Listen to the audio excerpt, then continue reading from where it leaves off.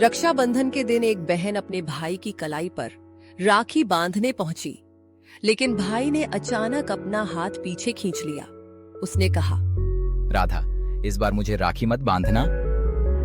राधा के हाथ से राखी की थाली लगभग गिर गई। जिस भाई की कलाई पर उसने बचपन से हर साल राखी बांधी थी, आज वही भाई राखी से क्यों दूर भाग रहा था? क्या मोहन अपनी बहन से नाराज था, या फिर उसके पीछे कोई ऐसा राज था जिसे जानकर राधा की दुनिया ही बदलने वाली थी? और सबसे बड़ा सवाल, क्या उस साल राधा अपने भाई की कलाई पर राखी बांध पाएगी? इसका जवाब कहानी के अंत में मिलेगा। हरे भरे खेतों और कच्ची पक्की गलियों से घिरा एक छोटा सा गांव था, सूरजपुर। सुबह होते ही गांव में चिड़ियों की आवाजें सुनाई देती। कहीं किसान खेत की तरफ जाते, कहीं बच्चे स्कूल जाने की तैयारी करते और कहीं घरों के बाहर महिलाएं आंगन साफ करती। इसी गांव के आखिरी छोर पर एक छोटा सा मिट्टी का घर था। घर बहुत बड़ा नहीं था, लेकिन उस घर में रहने वाले दो भाई बहन के लिए वही दुनिया का सबसे प्यारा घर था। भाई का नाम था मोहन और बहन का नाम था राधा। मोहन उम्र में राधा से करीब 8 साल बड़ा था। दोनों के माता पिता अब इस दुनिया में नहीं थे। माता पिता के जाने के बाद मोहन ने अपनी छोटी बहन की जिम्मेदारी अपने कंधों पर उठा ली थी। उस समय राधा बहुत छोटी थी। उसे ठीक से ये भी याद नहीं था कि माता पिता कैसे दिखते थे, लेकिन मोहन को सब याद था। उसे पिता की मेहनत याद थी, माँ की ममता याद थी, और सबसे ज्यादा याद था वह वादा जो उसने अपने माता पिता की तस्वीर के सामने किया था। कई साल पहले की बात थी। रात का समय था। राधा रोते रोते सो गई थी। मोहन उसके पास बैठा था। घर में खाने के लिए सिर्फ थोड़े से चावल बचे थे। मोहन ने माँ पिता की तस्वीर की तरफ देखा। उसकी आंखों में आंसू थे। माँ पिताजी, मैं राधा को कभी अकेला नहीं छोड़ूंगा। मैं इसे पढ़ाऊंगा, इसे किसी चीज की कमी नहीं होने दूंगा, चाहे मुझे कितनी भी मेहनत क्यों न करनी पड़े। उस रात मोहन ने एक ऐसा वादा किया था जिसे उसने अपनी पूरी जिंदगी निभाने की कोशिश की।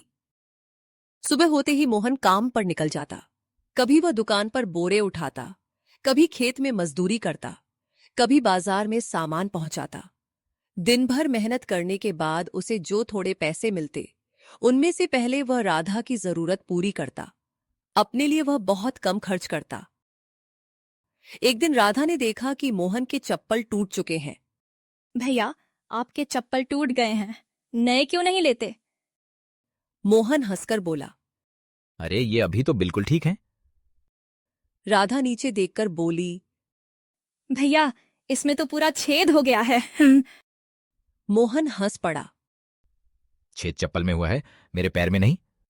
राधा भी हंसने लगी, लेकिन वह समझ गई थी कि भाई अपने लिए कुछ नहीं खरीदना चाहता। राधा पढ़ाई में बहुत अच्छी थी। उसका सपना था कि वह बड़ी होकर शिक्षिका बने। वह गांव के बच्चों को पढ़ाना चाहती थी। एक शाम राधा किताब लेकर मोहन के पास बैठी। भैया, जब मैं बड़ी हो जाऊंगी ना, तो मैं स्कूल में पढ़ाऊंगी। मोहन मुस्कुराया। और मेरी बहन पूरे गांव के बच्चों को पढ़ाएगी। राधा बोली।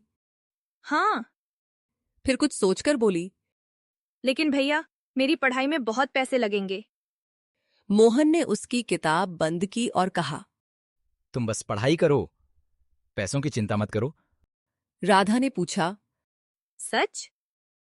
मोहन ने उसके सिर पर हाथ रखकर कहा, बिल्कुल सच।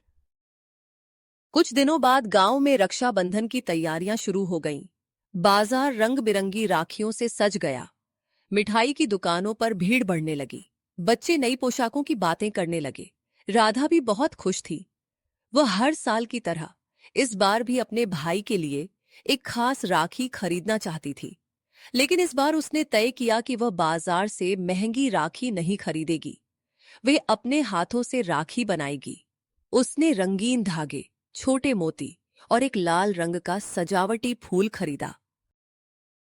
पूरी रात बैठकर उसने राखी तैयार की। राधा ने राखी को हाथ में लेकर देखा। उसने मुस्कुराते हुए कहा।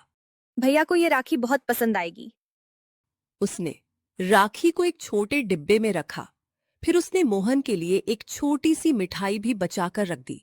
लेकिन उसे नहीं पता था कि उसी समय मोहन किसी बड़ी चिंता में था। राधा की पढ़ाई के अगले साल की फीस जमा करने की आखिरी तारीख करीब आ चुकी थी।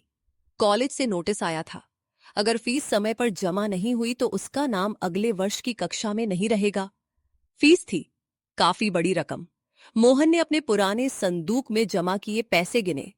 उसके पास कुछ रकम थी, लेकिन फीस के लिए अभी भी काफी पैसे कम थे। मोहन ने माथे पर हाथ रख लिया। इतने पैसे कहाँ से आएंगे? उसने राधा को इस बारे में कुछ नहीं बताया, क्योंकि वह जानता था कि राधा अगर चिंता करने लगी तो उसकी पढ़ाई प्रभावित होगी। मोहन बाजार में एक पुराने सामान की दुकान पर पहुंचा। उसने घड़ी दुकानदार को दी। दुकानदार ने घड़ी को ध्यान से देखा। पुरानी है, मोहन चुप रहा।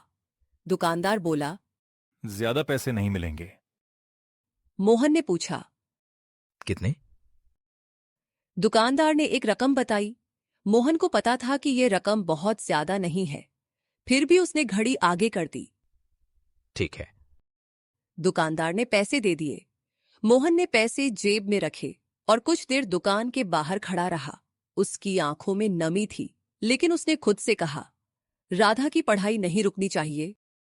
उधर राधा घर में सफाई कर रही थी। उसने पिता की पुरानी घड़ी वाली जगह खाली देखी। राधा समझ गई कि घड़ी वहां नहीं है। वो मोहन के पास गई। भैया, पिताजी की घड़ी कहाँ है? मोहन एक पल के लिए चुप हो गया, फिर बोला, वो खराब हो गई थी। आपने ठीक क्यों नहीं करवाई? मोहन ने बात बदल दी। तुमने राखी तैयार कर ली? राधा मुस्कुरा दी। हाँ। मोहन ने मुस्कुराने की कोशिश की, लेकिन उसके चेहरे की परेशानी राधा से छिपी नहीं। आखिर रक्षाबंधन का दिन आ गया। सुबह से ही गांव में खुशी का माहौल था। राधा ने सुबह जल्दी उठकर घर साफ किया।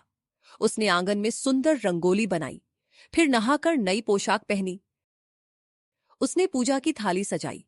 थाली में रोली, चावल, दीपक, मिठाई और वो राखी रखी थी जो उसने खुद बनाई थी। राधा आईने के सामने खड़ी होकर बोली, आज भैया को बहुत खुश करूंगी। उसे नहीं पता था कि कुछ ही मिनट बाद उसकी आंखों में आंसू आने वाले हैं। मोहन घर के बाहर चुपचाप बैठा था। वह अपनी कलाई को देख रहा था। पिछले वर्षों की राखियां उसे याद आ रही थीं। कभी राधा बहुत छोटी थी, कभी राखी बांधते समय उसकी उंगलियां कांपती थीं, कभी वह तिलक गलत जगह लगा देती थी। हर याद मोहन के चेहरे पर मुस्कान ला रही थी, लेकिन आज उसके मन में एक डर था।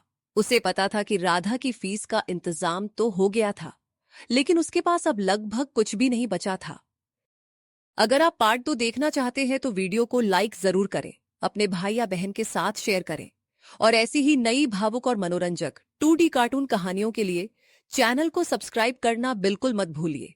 मिलते हैं अगली कहानी में एक नए ट्विस्ट के साथ।